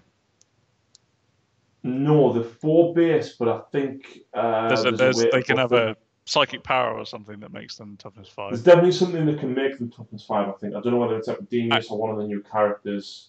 Out of everything we've looked at, this has got to be the most situational thing, because there is nothing it can go against that it will really help you.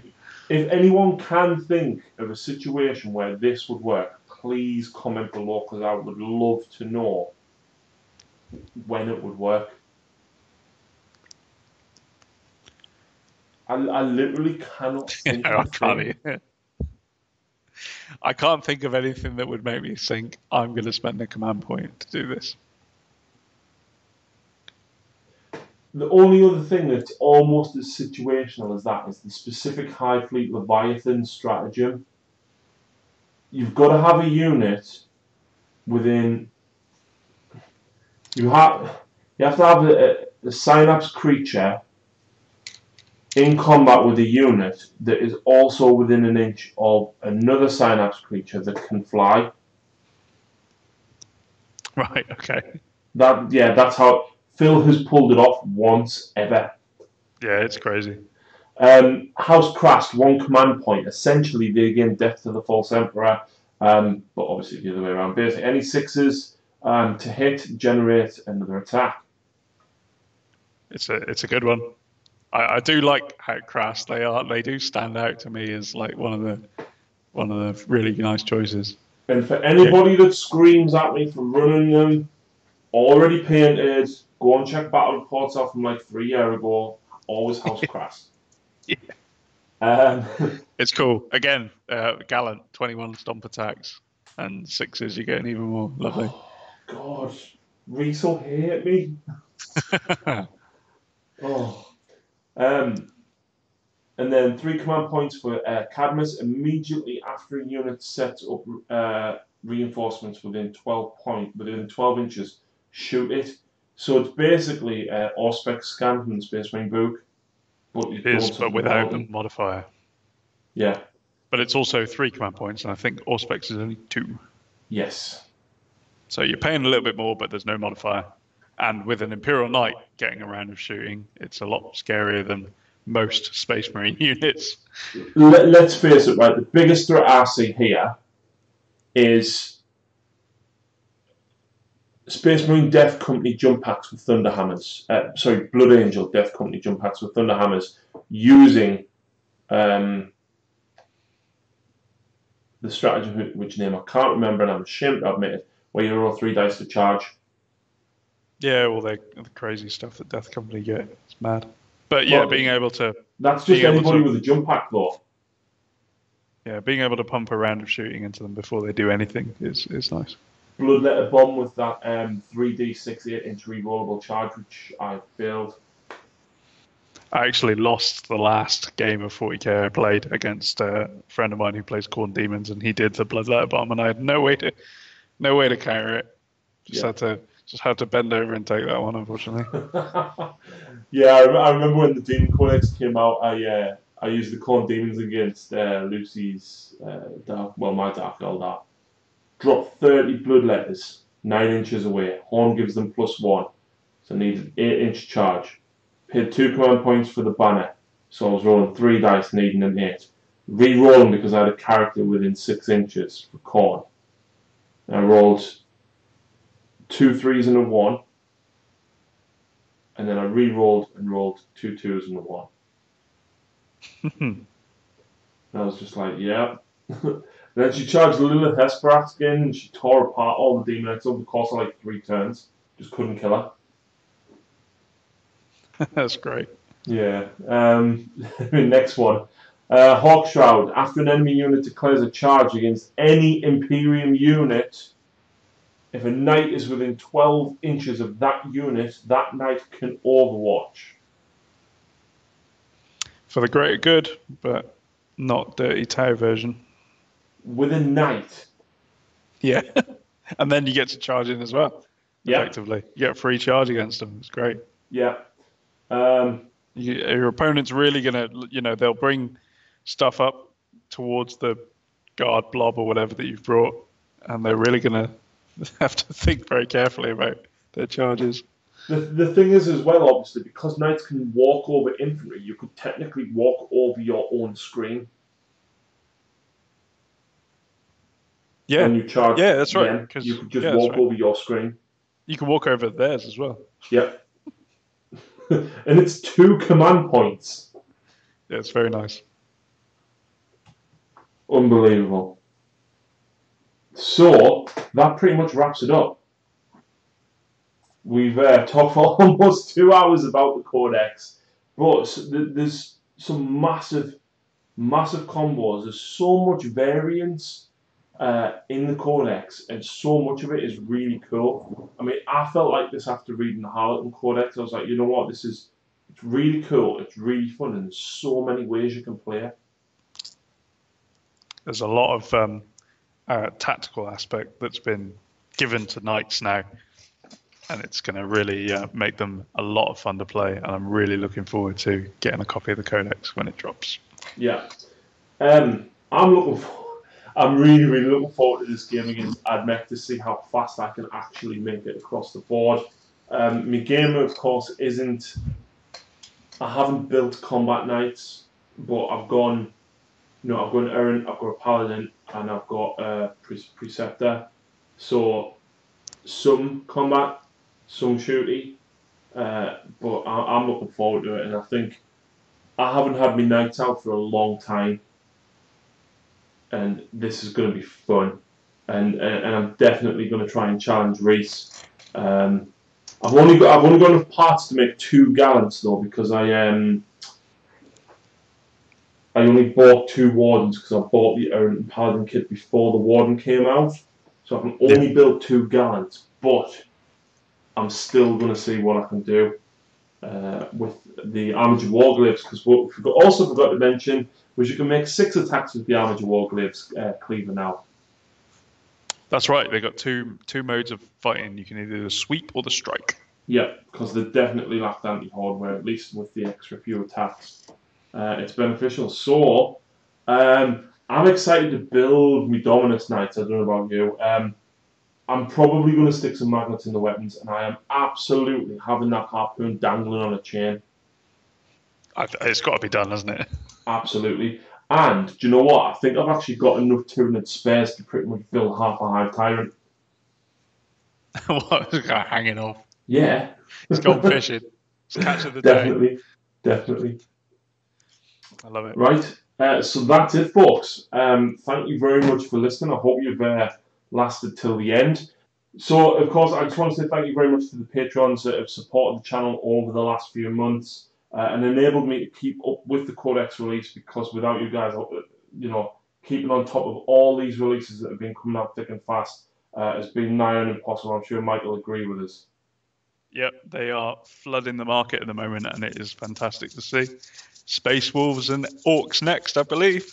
Definitely. Of course, we'll have to get Reese round to get his Orcs on display and get a couple of games in with them. But you can definitely look forward to seeing Orcs and Space Wolves coming soon. Not from me. I'm not getting no more armies, I swear. But yeah, I'd like to obviously say thank you to everybody for their support over the last couple of years. And of course, a massive thank you to Mike for joining me in this Codex review. I hope you have enjoyed it. I've certainly enjoyed chatting with Mike, and I'd like to thank him as well. Of course, go and check out the Imperial Knight Facebook group. I will post a link in the description down below as well. But Mike, thank you very much. It's been a pleasure. Yeah, thank you for letting me come on. Thank you for chatting over the new rules with me. I really enjoyed it. And everybody just remember, honour through fealty. Of course. So thanks very much, guys, and we will see you again very soon.